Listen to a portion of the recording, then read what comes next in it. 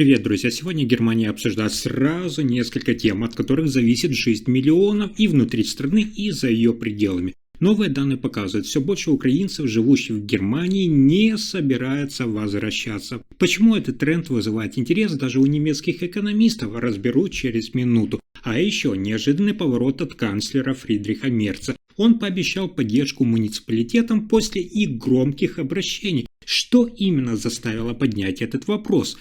Китай и Россия выступили с совместным заявлением по поводу западных ограничительных мер, и аналитики отмечают, что это способно повлиять на экономический баланс в Европе. Параллельно Германия готовится к цифровому евро, новой валюте, которая заменит привычные деньги. И, наконец, свежий прогноз: торговый дефицит Германии с Китаем может стать рекордным. Что это значит для немецкой промышленности и чего ждать немцев? Все это и многое другое в сегодняшнем выпуске. Спасибо, кто поддерживает канал подпиской и делится этим видео с друзьями.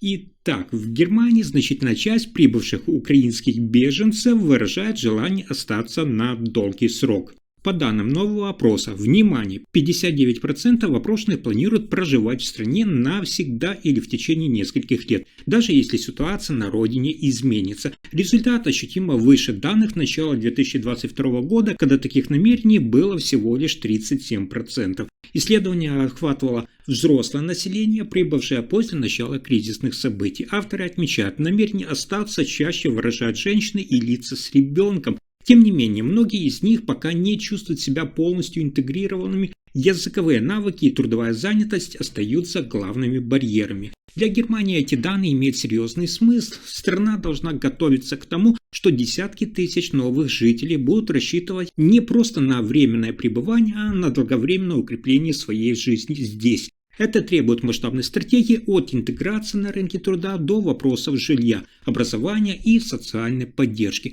На фоне этих тенденций усиливается публичная дискуссия. С одной стороны, потенциал рабочей силы, с другой – нагрузка на систему социальной помощи. В федеральных и земельных правительствах уже идут переговоры об адаптации программы, бюджета и законодательства под новые реалии. Рост числа тех, кто хочет остаться надолго, ставит вопрос о том, как Германия сможет обеспечить качественные условия проживания, равные возможности и справедливую интеграцию на фоне общей нагрузки на государственные структуры.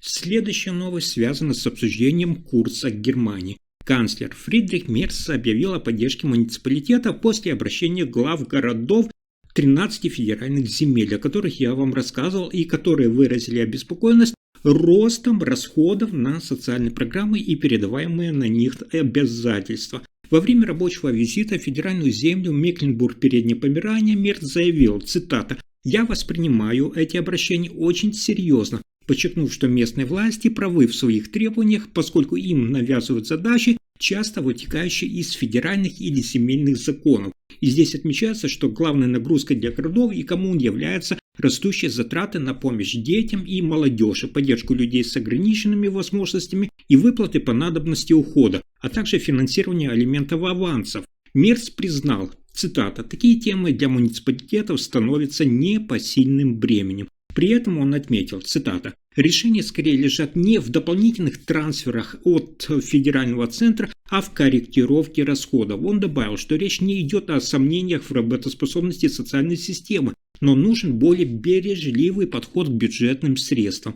Пресс-служба коалиции сообщает, что федеральное правительство Мерца изучает возможность смягчения финансовой нагрузки на города и районы, хотя конкретики пока нет. Во время визита Мерц также подтвердил завершение инфраструктурного проекта в этом регионе. Это строительство объездной дороги вокруг города Волкост, финансирование которого обеспечено обновленным транспортным бюджетом.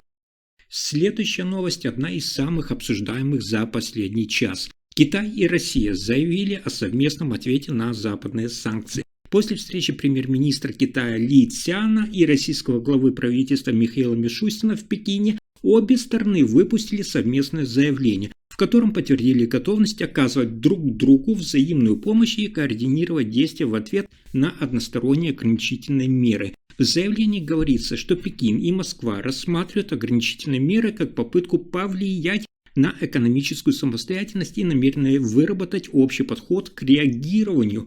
Под чертой, любые меры Евросоюза, США и их союзников по поводу ограничения торговли, технологий и финансовой операции не останутся без реакции. Аналитики уже отмечают, это не просто политический жест, а сигнал для всего мирового рынка. Две крупнейшие экономики Востока объединяют свои позиции на фоне возрастающего давления с Запада. Утверждается, что Китай и Россия будут совместно развивать финансовые расчеты в национальных валютах, строить альтернативные логистические цепочки и ускорять технологическое сотрудничество. Экономическая дипломатия Пекина и Москвы получает новый импульс на фоне санкций. Они становятся не отдельными участниками, а партнерами по выработке общей экономической линии в условиях внешних ограничений. Для глобальной экономики это означает усложнение ситуации и тем, кто устанавливает эти санкции, и тем, кто их получает. Но на этом сюрпризы дня не заканчиваются. Правительство Фридриха Мерца намерено увеличить финансовую помощь Украине. Внимание! На 3 миллиарда евро. Эта инициатива поступила от Министерства обороны и будет внесена на рассмотрение уже в парламент в рамках корректировки бюджета на 2026 год.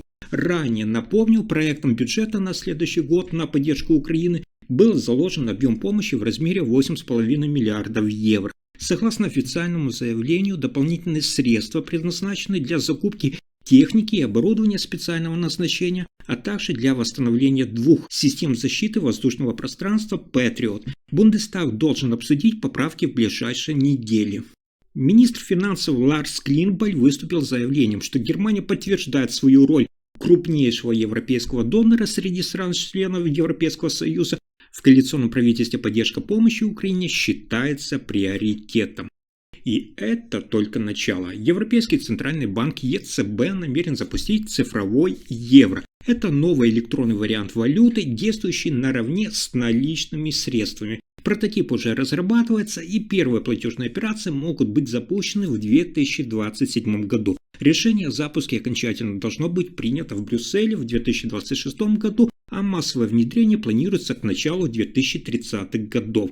Цель цифрового евро – это сохранить контроль европейских финансовых институтов над денежным обращением и предложить гражданам альтернативу наличным деньгам и криптовалютам. Новая валюта будет эмитироваться Европейским центральным банком ЕЦБ и национальными центральными банками стран-членов. Доступ к ней возможно обеспечить через приложение «Кошелек» на вашем смартфоне. Платежный инструмент задуман, чтобы сочетать удобство и безопасность. Он будет работать как обычный наличный, легко и без посредников, и одновременно представлять преимущества цифровых платежей. При этом подчеркивается защита личных данных пользователей. ЕЦБ заявляет, что принципы конфиденциальности и свободы будут соблюдены.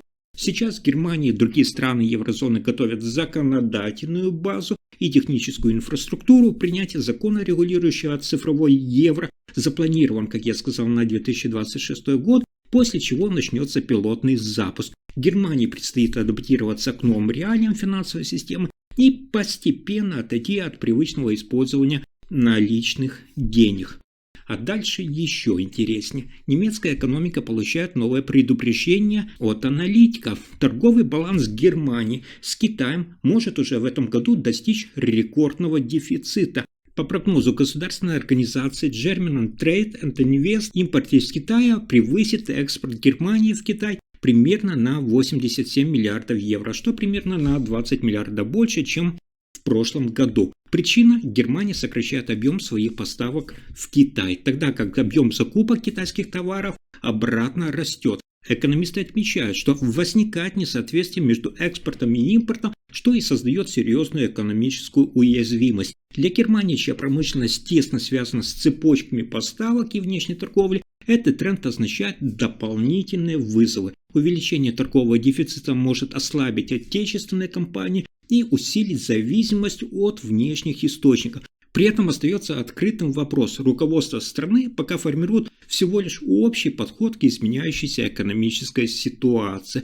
В то же время Китай остается ключевым торговым партнером Германии. Несмотря на рост импорта, экспорт немецких компаний туда стагнирует. Далее следует внимательно наблюдать, как Германия отреагирует на углубляющийся торговый перекос, ведь он оказывает воздействие не только на внешнюю торговлю, но и на внутренний рынок Германии, производство и стратегию развития. Если информация оказалась полезной, ставьте лайк, подписывайтесь на канал и делитесь видео. Спасибо за просмотр.